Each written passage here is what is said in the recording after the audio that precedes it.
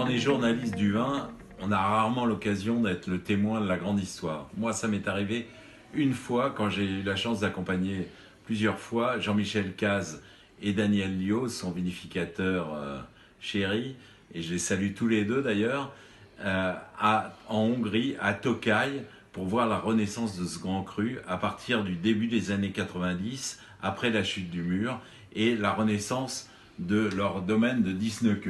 Alors Tokaj, c'était le vin le plus célèbre d'Europe sous Louis XIV, mais c'était aussi une célébrité 2 siècles plus tard, au 19e siècle. Regardez ce magnifique album qui date du 19e. Et Disneke, c'est 7 propriétés. Ça, c'est la Maison Jaune. La Maison Jaune, elle existe toujours.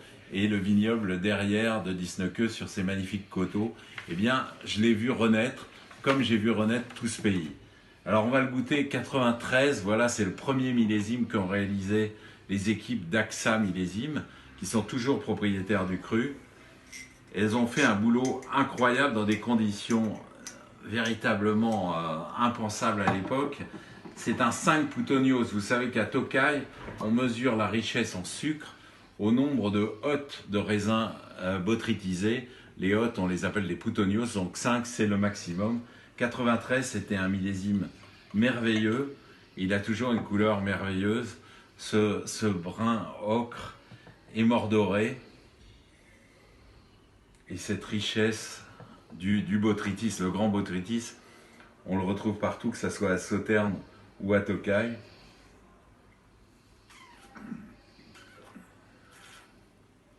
Mais à Tokaj, il y a en plus une fraîcheur, une finesse, une élégance.